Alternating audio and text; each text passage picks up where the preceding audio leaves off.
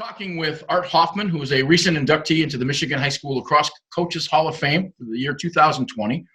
Art is down in Charlotte, North Carolina, where we're talking over Zoom. First of all, congratulations. Thank you very much. I appreciate the honor. Great honor. I was fortunate enough to get inducted last year, so I know how important it's just a nice reward when your peers.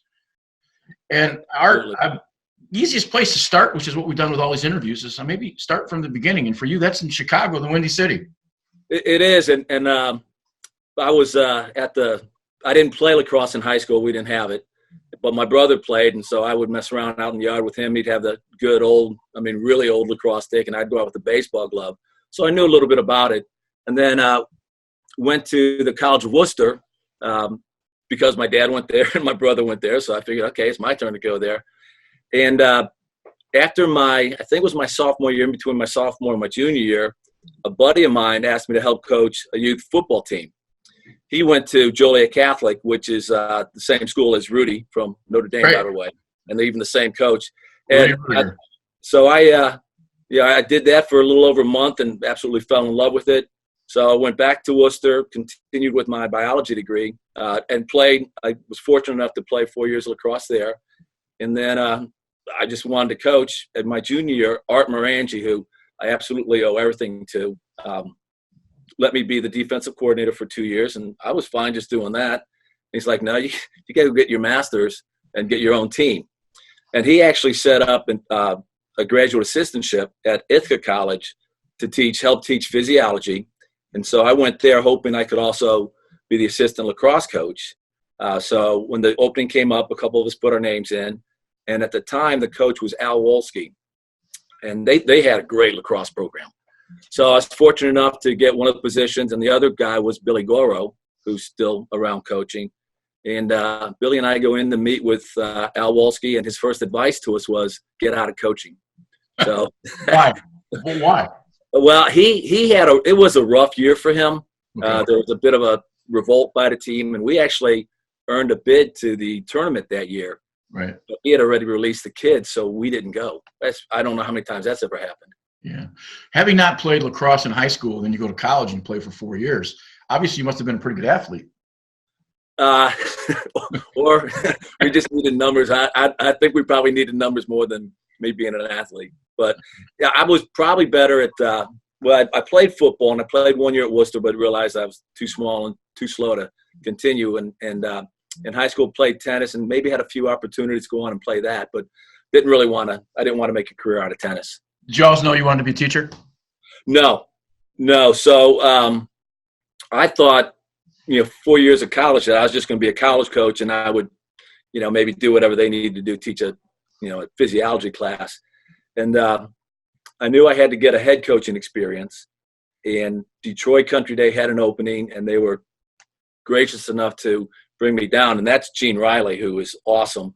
Gene started lacrosse at Detroit Country Day. Right. So I knew that I had to go to a private school, which I didn't know what a private school was till I went to college. So I had to go to a private school because I wasn't certified in teaching. Okay. So when I got to Detroit Country Day, they asked me to teach. I started off in PE, and then they moved me to science. So I didn't know I was going to be a teacher. I thought I want to coach, and that really is my love. I love teaching, but coaching is my heart and soul. So I figured, all right, I'll teach a little bit, but gives you the opportunity to coach. How long were you at Ithaca? I was at Ithaca for 2 years. So you go to Central New York, where it's a reasonable hotbed for lacrosse. Awesome. Worcester was a great school. They were a national power in the time that you played there, and so you had a pretty good teaching background. Absolutely blessed. Again, Art Morangi was fantastic. Al Wolski was, what was nice was we got to really do what we wanted to do. And then my second year, Ray Rostan came in. So that was fun working with Ray as well. So a lot of good experience there. What was the connection from Ithaca to Detroit Country Day? Was there just looking through? Just on, I believe it was, the IES, where they place you. You put your name there. The old Iowa State stuff? Yeah, they send your resume all over the place, and Detroit Country Day gave me a call. It was the same year Bobby came in as well. You guys came in together. I can still remember sitting on the bus going to football camp. And Bobby Dowd, who I didn't know, but I knew he was went to Cortland. So after 2 years at Ithaca, I figured I wasn't going to like this guy. So I'm sitting on this bus trying to be all nice and dressed out, preppy, like, I don't know if I can use that term, but. And he wasn't. Oh, no. He comes in. He's wearing a Mickey Mouse hat. And you know Bobby. I mean, if anybody knows Bobby, it was absolutely Bobby. Yep. Almost looked like he just got out of the car which he slept in. Right. And he gets on the bus, and we're looking at each other. It's like, hey, how you doing? But we hit it off right away until I found out he was a Redskins fan. And then we found out that so we go to this camp. It's an overnight camp over by the other side of the state. And we get there, and all the football coaches, the varsity and JV, are saying, okay, we're going to do this, this, and this. Bob and I are looking at each other like, okay, what do we do? They're like, we don't care. So we would get up in the morning, we'd throw bombs to them, and then go swim in the lake. That was our camp experience. So that's how Bobby and I started. So you guys started together in lacrosse as well? Yeah, Bobby was my my head JV coach. Okay. And myself and Gene Riley were the varsity coaches. But Bobby, you know, being Bobby Dowd as he is, his hand was in it. He was at every preseason practice, every game that he wasn't, you know, if he didn't have a JV game, he'd be on the varsity sideline. And it was actually funny to see Gene Riley, who can be emotional. Bobby can be emotional, kicking the ground. And I'm on my knees hitting the ground. I kind of look over. It's like, okay, I think we need to settle down. So that was, no, Bobby, yeah, really, really helpful. Now, Bob tells the story that Gene called him, talked to him, finally flew him out. They went back and forth, and then asked him the question about what it would like to see. I guess Gene was very proud of his country day team. Right. And asked Bobby about, you know, how they would fare against some of his teams back in Central New York. And Bobby said he would be surprised if they didn't win 30-0, with the understanding that he probably lost any chance for a job at that point. Yeah. Gene saw something, so that was good. When they went out, there was obviously there were qualified people here, but they went a long way to get both you and Bob. So obviously it speaks to Country Day's pull.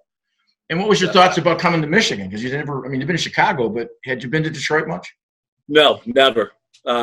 Actually, I was there for a weekend for a tennis tournament when I was young. So that was my experience with Michigan. But I knew, I needed a private school, and I wanted to get my head coaching experience so I could be a college coach someday, which quickly faded. I fell in love with coaching high school. What years did you? With what Bobby said, I've been thinking about that. Yeah, and we actually took our teams to Philadelphia and to Ithaca and to Charlottesville, and we had some success. I think that one big difference is we had some really good athletes. So we didn't have the stick skills, but we had some really nice athletes that played for us. One kid was a defenseman that couldn't pick up a ground ball, went the length of the field trying to pick up a ground ball, but Michigan State had also recruited him as a tight end or defensive end. So he ended up in the opposing goal because he couldn't pick up the ball, but he was a heck of an athlete, and I don't think many attackmen wanted to go against him. So that's the one thing we had in our favor. What was your first year at Country Day, year-wise? I went in 1982. Okay. So 76, we start lacrosse here. There's been some arguments about 74, 75, but you come in 82. I think there's 4 or 5 teams at that point. Well, there's Cranbrook with Tommy Grazier, Lance Cruz with Lutz. And Lance Cruz North with Roger Bunton. I think Liggett might have had a school. Okay. But we were also, and I don't know when Mike Jolly came to De La Salle. When did they start up? They were pretty. About 84, but Mike Jolly says he actually has a picture of a team that he started at Chippewa Valley back in 73. Gotcha. So it goes all the way back. It made the yearbook, but unfortunately they weren't a huge team. Because one of the questions I asked Don Lutz when they started, you know, did it ever conceive in your brain that you're going to have a team but with nobody to play? Right. Did that make sense? And, yeah, absolutely. They figured out to go play a bunch of people. But 82, give us the landscape of what it was like in 82. Well, we also, Brother Rice, that was their first year with Rob Ambrose, a Country Day grad. And they also had Catholic Central with Dave Phillips, another great coach. So we had a nucleus of some pretty good schools. And Brother Rice and Catholic Central athletically compared to a little private school.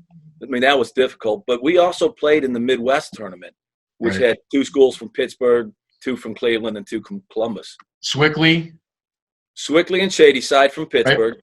And then was Nutra and Loyola in that at that point? I don't think they were. No, they weren't in. Okay. But I think that I know Brad Tuma, who played at Country Day before I got there. I think they used to travel down and play some schools in the Toledo area, one or two schools in Toledo area. I might be off on that, but I'm pretty sure. So you come in 82, you see what you have, you got athletes, maybe stick skills need some work. You came from, I mean, obviously good programs. Oh, yeah. Where do you start with the kids? Do you just start catching and passing? Absolutely. Yep. Clean off the tennis courts, try not to run in the post with the snow, and just, pass and catch. Bobby was really helpful in that too. But just a lot of, we simplified the offense, played good defense, and had a freshman goalie. So. You said you played out of state too in those days because it was still in the Mhslca, so you had no travel restrictions. Right. Did that help traveling farther? It did. I think what was really helpful is, playing in the Midwest tournament because they were more established and they had some good teams. But when we started taking spring break trips to, Ithaca and Charlottesville and Philly, and we'd stay at schools and we got to play better schools, that opened the kids' eyes. And so they got to see really what lacrosse was like and lacrosse that's well played. And I think that was really helpful. How long were you at the Country Day as a coach? 8 years. So a long time. Yeah. Well, I'm in my 30th year here now, so it's Charlotte Country Day. So the Country Day has been good to me. Your 8 years. Did you progressively get better? I'm assuming. We won the first. There's a story I've never told Bobby. Our first year, we won the state championship against Brother Rice. So in 1983, the spring, we won states. What I'd never told Bobby was that in the second half, I had no idea what quarter it was. I'm a young head coach, and I know the game's tight. I had a middie that stepped in front of a shot and wasn't wearing a cup, and he probably should have. And that was actually very dangerous for him. So we won the states in 83. We won the states in 85, and we were in the state championship. I might be wrong, but I'm almost positive 6 out of 8 years. So we had some really nice talent. We had kids go on to play. I'll tell you a story in a bit about kids going on to Penn, Cornell, Syracuse, Washington and Lee. Roanoke. We had some really nice talent. The sport of lacrosse in those days, probably 60s and 70s and 80s, is considered a prep sport. The prep school. Yep. Was it the sport for Country Day even in those days? Was it an asset to the landscape, be able to attract students to come to a private school? Yes. Yep. I know we've had. I can think of Aaron Sims is one of our kids that because of the lacrosse program came to it, and then several others. It helped make their decision. And then we were real lucky in that. It took a little bit, but became good friends with the baseball coach there, Frank Orlando, because that back then it still was a baseball and lacrosse weren't overly thrilled with each other because of the season. Frank's had an unbelievable career as a basketball coach. Oh, he is the funniest and nicest guy in the world. Absolutely. I talk about the 6th degree, how we all know each other. Uh-huh. I coached the Michigan State women's team for a number of years, and I had probably a dozen of Frank's basketball players who played really? On the girls' side. Right. And we always have these discussions about Frank's demeanor versus my demeanor, and they were quite opposite in process. In fact, one of them is now back teaching at Detroit Country Day. Erica, really? Clemente, she's helping out with the girls program. So gotcha. We really are. It is a small world. Well, it absolutely is. That's one of the interesting things as you're talking about the beginning of what lacrosse was like in the 80 through 90. It was nice because you had the Rob Ambroses of the world and David Phillips who were our age. So, you would coach a game against each other, and it would get, how coaches get. And then you go out afterwards and go get something to eat. And it was just nice because they were about the same age. And then Mike Jolly comes in, and he's, more of a stabilizing factor, but a great guy to, coach against. Right. And it was nice that you didn't have, like you said, we could travel. So you didn't have a lot of the rules. We used to go Tuesday, Thursday nights at Country Day, and it was just pick up lacrosse. Whoever wanted to show, go ahead and show. And one of the early years, we were doing that, and Tony Seaman was at Penn, and Billy Tierney was assistant at Johns Hopkins at the time, right, running a camp at Country Day. When you run that all-states camp.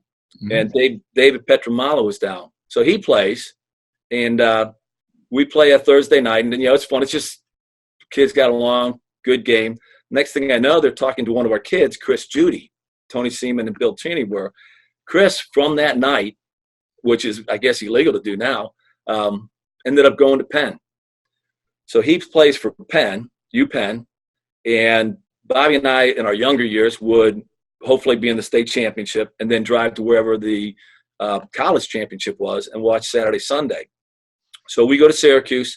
Syracuse is playing UPenn, and Chris Judy's playing. So we watch the first game, which happens to be Air Gate as well. So we get to see that. And then Cornell's playing Virginia. So Cornell has Patrick Leahy, one of our defensemen, another defenseman. So we have two kids in the semis, which speaks to the talent. And he's guarding this 4-time All-American, Chase Monroe. 2 years, maybe 3 years down here at Charlotte, a guy comes up, wants to help coach, happens to be Chase Monroe. Wow. So, again, it's just that small school. Small world. Small Absolutely. area. Yeah. Now, 8 years at Country Day, you leave. You went to Charlotte Country Day. Yep. Are they sister schools or just is there any relation? No, there's no relation. It's just that the day part refers to it's not a boarding school. And then the country part, I've been told, refers to the style of teaching. And like at Detroit Country Day, it used to be a sit-down meal, and somebody go up and get the lunch, and then somebody else would clear the table. So there's more of a country feeling at the school, and that's the association. No affiliation whatsoever. Most of your teaching career then has been private schools. My whole teaching career, other than Ithaca College. Do you think that's different than a public school from talking to public school teachers? Absolutely. Absolutely. Different set of kids. Well, different set of kids, different set of parents too, unfortunately. But yeah, I mean, my gig is great. I teach 5th through 8th grade PE, and then I coach these guys for the next 4 years. So I get to work with them for 8 years. And it's really been a blessing. You see them, these sweet kids as 5th graders, and they get a little bit antsy. And then, you see them in high school and you say, hey, remember when? They're like, yeah, sorry. So it's really good. Well, the Carolinas have been, I think, a little ahead of certainly the Midwest. I would say that maybe Ohio would be the deterrent to that, because I think Ohio sticks with the rest of the East Coast. Right. Yeah. In terms of, I think Columbus is probably 10 years ahead of Detroit in development. Talk a little bit about Carolina lacrosse over the last 25 years, what you see. And I guess talk generally about what you saw over the last 25 years in terms of the sport. Well, it's interesting. When I first came down here, and I get to work with Brad. Brad's the head coach. I'm the assistant. I get to work with Brad Tuma. And, again, Gene Riley had left by the time I got here. Bobby brought his team down from Detroit for 2 years. And the first year, they absolutely trashed us. We were very young as far as, having lacrosse skills. But since then, again, I have numbers here somewhere, but the talent has absolutely grown. We 1 year beat, I guess was it Boys Latin came down to play, and we got lucky. Fortunately, they missed the goal 100 times, but so we've had some success against some very powerful schools. So lacrosse when I got here was much like it was at Detroit when I got there, and it's just the steady improvement, the stick skills, the numbers. Although I would say these days, I think, at least ways in this area, some of the numbers are starting to decrease as they are in football participation. Yeah. So I don't know if it's because of the concussion worry or what have you. When you were a kid, you could probably name 10 heavyweight boxers. Yeah. Today, I couldn't name one. Right. And I think if you think about the same kind of thing, you see the pugilistic aspects of a Ken Norton interview in the 1980s, or right. Some of those guys, and our children's who are now having kids look at those and say, all of the friends that I'm burying now that I played college sports with, I have all kinds of maladies.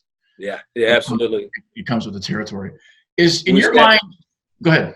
Sadly, just speaking of Worcester, I happened to be captain my senior year with a kid named Ned Long, and I just wanted to point his name out because Ned recently just passed away, and I don't know if it was any injuries related to that, but he's much too young to not be with us anymore.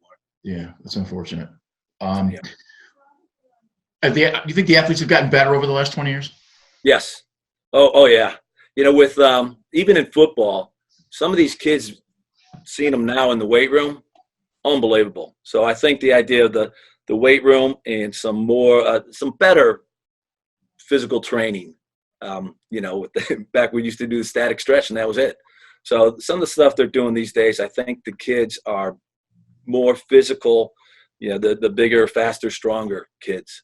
Do you think we miss Sandlot in that go to some place? In my middle school programs here, I've eliminated parents from coming to practice. They can't come to watch practice. Good. I completely agree. They get in the car and they go home, and the kids actually come back and said, Coach, that's the best thing that ever happened, because my mom, I looked up one day and you got 80 kids running around the field, 4th and 5th and 6th graders. And I look up to the sideline and there's parents all the way down the sidelines, and I counted them at 130. I stopped counting in their chairs, and they're out there. It's like Super Bowl Sunday. Right. Yeah. I experimented, and our parking lot is way up on the hill. I said, you guys can get binoculars and you can sit up there. And I took crap for a week. But in the last probably year, I've had 8 programs now no longer lets their parents come to practice. It works. Nice. I completely agree. And my point of Sandlot is we would go to the playground and just play without any adult supervision. And so does that make sense to you at all? Yeah, even to the extent of along those same lines, teaching PE, and the kids looking at you like, how come you didn't call that? Like, no, you got to learn how to play a game without somebody being the official or raising your hands up at the official. Just get out, learn how to deal with each other. You get fouled, you take the ball out, do whatever you need to do, but you learn how to play and get along that way. Failure doesn't have to be a 4-letter word. Absolutely. From that perspective. Yeah. Just kind of change subject. Talk a little bit about Gene Riley. I've heard all kinds of stories. I know when he interviewed Bob, before Bob makes the comment about, him calling at 6:30 in the morning, and Bob's dad, he had put a snootful on the night before and didn't want to take a call that early. And talk a little bit about Gene, because he was instrumental in starting Country Day's program. Am I not mistaken? Oh, yeah. Well, at both Detroit and Charlotte, started both. Was down at, I think he's down at Savannah. I'm sure he's retired, but he was down in Savannah. He hired me and then was the assistant just to pretty much keep an eye on me the first year. One of the nicest guys and most professional you'll ever meet. Very enthusiastic. I'm not sure you really want to take long trips with him, because when we didn't have buses in Detroit when we would go to Philadelphia or go to Roanoke, wherever, and you'd listen to talk radio for 10 straight hours. And that was one of the things I remember with Gene. And he'd have his kids in the back. Another funny story about Bobby, but yeah, Gene's kid, one of his kids played goalie for us, Timmy Riley, but really just he loved football and lacrosse, loved coaching. He was, when you go back to think of, I'm going to use Vince Lombardi, even though it's not fair, but he's got his hat, got the old bike shorts and the spot-built shoes, and just the old-fashioned coach. And he was absolutely loyal to the kids, dedicated to the kids, strict at times, but also fair. We all wore spot builts. We also remember the kangaroo wedge shoes? Yeah, I miss those. We all wear the wedge shoes with you had yellow, there was the kangaroo leather, so it was yellow inside of the shoe. Yep. That's sort of the look. And when I was in high school, they stopped giving us salt tablets because they thought they would restrict water. And when kids started fainting, we'd go across the street to the A&W, and there'd be 75 kids drinking what they called mud water, which was half orange and half root beer, and they'd down a quart of it. They'd come to practice in the afternoon at 90 degrees, and about 45 minutes into practice, all 90 kids would have a sugar buzz at the same time, or a sugar fall off, for lack of a better term. Yeah. And coaches couldn't figure out what happened to the team. Absolutely. Salt tablets, no water during practice. Yeah, didn't make sense. Those days. Didn't make sense then. It didn't make sense now. Yeah, absolutely. What's the best part for you in terms of coaching? What is it that's made you the happiest? Well, where it's taken me, I've been very blessed. I left Detroit to come down to Charlotte because of a girl who happened to be a flight attendant for U.S. Air. When I met her, she wasn't. So she became a flight attendant, and I ended up taking care of her son, Justin, because she was always gone. So we figured, okay, move down to Charlotte, U.S. Air's biggest hub. She'll be able to get a job down there if I can get a job. So that's when I applied to Charlotte. All three of us came down here. By November, she decided it wasn't for her. But Charlotte Country Day was kind enough to take Justin under full tuition remission. So they counted him as my son. So she went her own way, and Justin stayed with me. So he stayed with me I actually started taking care of him about 5th grade. At Charlotte Country Day, 8th grade through 12th grade. And since he's graduated, we call each other son and dad. He has 3 grandchildren. I got to meet through a Charlotte Country Day parent, my wife, Debbie. She has 2 children, Andy and Heather. And now I have a total of 9 grandkids and 1 great-grandchild. So that's a blessing of the coaching. Right. But just the, when these days I sat in a math class that isn't mine, and one of the kids looks at me and said, "Coach, are there more kids in here whose parents you haven't coached or parents you have coached?" I'm like, I think it's 50-50. So just seeing these guys, and Jeff Pyline, who played at Ohio State, we coached him. He helps us. It's just the relationship you get to have with these kids that are getting married, saying, "Hey, Coach, getting married, was thinking about you. Just wanted to let you know." Just the contact you have with the kids, absolute amazing thrill. I mean, I love going to work. That's, not many people can say that.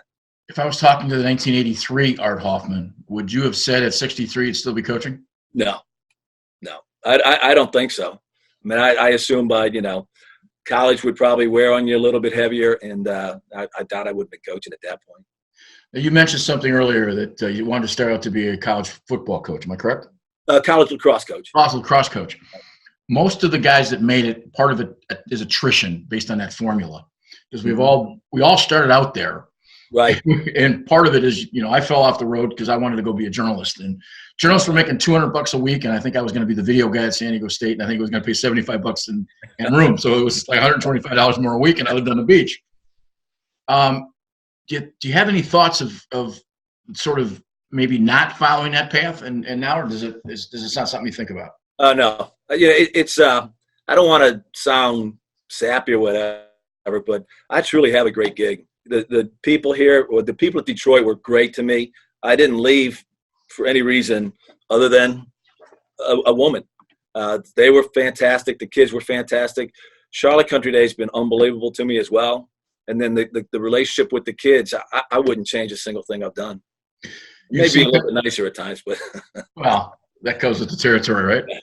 You've seen Country Day lately. They've got their own indoor facilities. Have you seen the school and all? I have not.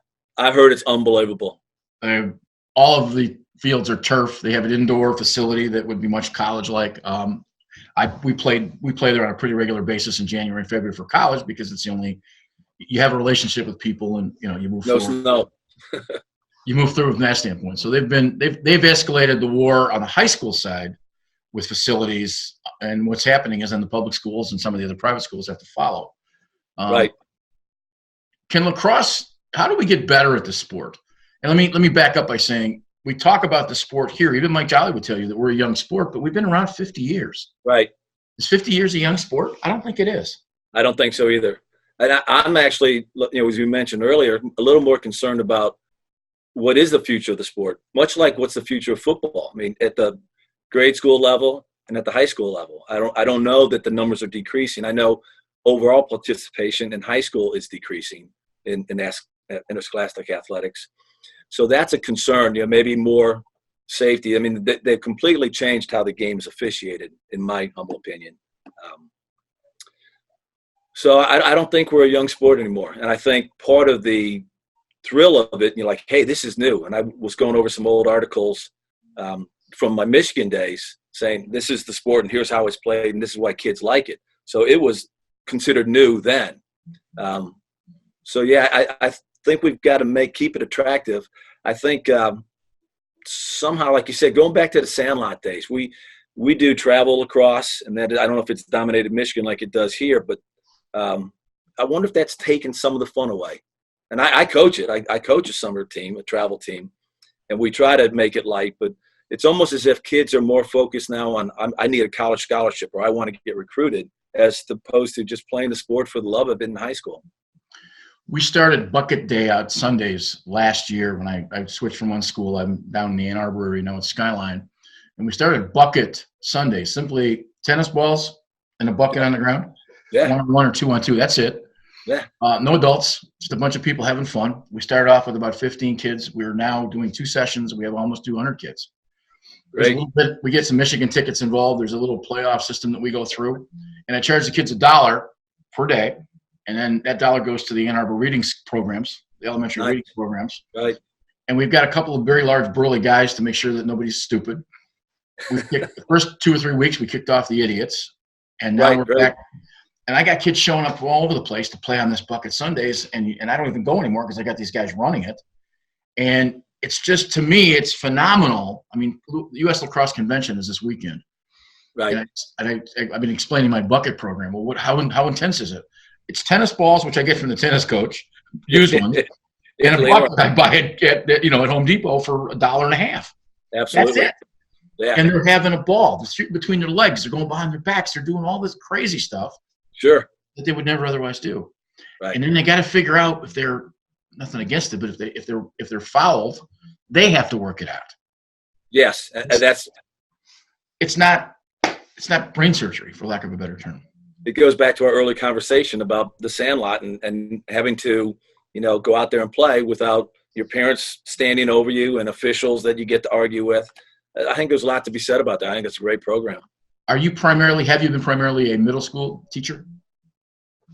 I had my whole 30 years here. Yes, I was primarily upper school science at Detroit. Chris Weber was in my biology class. Being a middle school teacher, I think patience is probably more of a virtue than at the high school level. Is that fair? Yes, and I've took me 30 years, but I'm starting to learn it. That being the case, does that patience that you learn in the classroom, does it help you as a coach? Yes, and I think at Detroit, my first year and Bobby's first year, I know I bring Bobby up a lot, but he was completely instrumental in our success. Sure. Our two captains gave him a hard time. And I looked at him. I mean, he came and sits under me. So I looked at him, and I couldn't do this today, but said, just get out of here. I don't care where you go. Just get out of here, which, of course, I'd be fired for today, rightly so. And they came back, and they won the state championship for us. Scotty Tynan and Keith Wadle. And Wadle's the kid that stepped in front of a shot in the championship game. Should have been wearing a cup. But his dad came out after we won, had a celebration at his house. He said, Keith can't come out. But it just shows, what we did back then. But, yeah, I think you've got to deal with kids differently these days. I don't know if that's right or wrong, but I know I deal with them differently. I think if you have some respect for them and don't call them names, which is something that I've done for 40 years. Right. You can point out, you can be mad. You can be mad at what they do. Right. And not make it personal. Yeah. As some of those Lombardis used to do, and some of the coaches. I played for high school coaches that would call you names and grab your face mask and you. That wasn't popular then. Nobody wanted to be called names. Right. Right. I think kids are different, and you've had to change your model. But I think kids are kids. Right.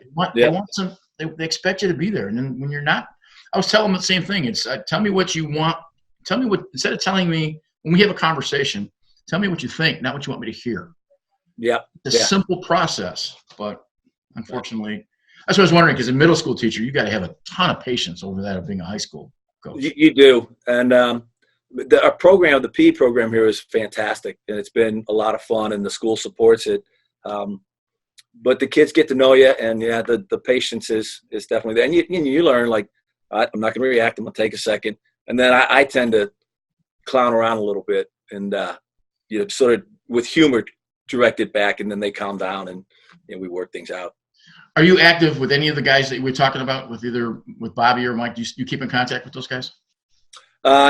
Bobby, every once in a while, we'll send some stuff back and forth. But no, it's kind of between the grandchildren, and I still coach varsity football here, which has become year-round. So I'm not real good at necessarily picking up the phone and making a phone call. How good is North Carolina football? I'm just curious. There's some nice talent here. Yeah, it's good. It's good. I don't think it's Ohio, and I don't think it's Michigan. But there's some. Well, for example, I don't think Michigan's Ohio. Yeah. I think Ohio's Florida, and I think Ohio's California. But I think Michigan's got a few players, but not to that level. If you look at, for example, the Panthers, Will Greer, right, who is their backup, played for Davidson, who was in our conference, Davidson Day, and then Daniel Jones, who's New York Giants, played at our arch rival, Charlotte Latin. So we've got a few people in the pros.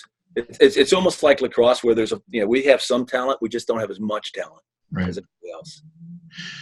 Any sort of finishing stories about the Detroit Country Day? Anything that you can remember that's a lasting memory?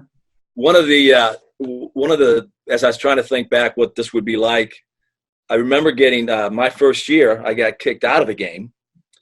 I wasn't coaching, but we were part of the Midwest Association. So I don't remember which Midwest school was coming down to Cranbrook to play. And Cranbrook being a mile away, okay, I'll go scout it.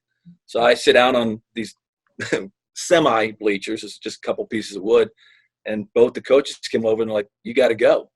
Why do I have to go? You're not allowed to scout. What do you mean I'm not allowed to scout? Well, the Midwest rule, you couldn't scout a team until after you played them. Thank you. There's my reaction too. So that's one of the things that'll, besides the wonderful people that like a Dave Dobrev and Dave Fercucci, who played for Brown, was our goalie coach. That rule has always just stuck in my mind. Like, where in the world they come up with this? But I can't thank Detroit Country enough. They're absolutely great to me. The people, most importantly, I've been blessed with just fantastic kids. They've been awesome. Well, I'm on the induction committee for the Hall of Fame, and whenever there's talk about, I was in California in the 80s, but my point is, no matter what, when they talk about the early days, your name always comes up, and a gentleman, to say the least. Thank you. Always helpful. Your point of being able to share the knowledge, and maybe because you had that at an earlier part of your career, everybody speaks obviously very highly of what you did and how you operated, and including Bob. Bob has the most utmost respect for what you did. Well, and as I for him and many of the other coaches, and it is an absolute. I was sitting in a faculty meeting where we were writing like thank you notes. I got your email, and it was just like, oh, I completely lost focus in that meeting. And it's such an honor. Thank you so much. It's been 30 years since I've been in Michigan, and I just very grateful y'all thought of me.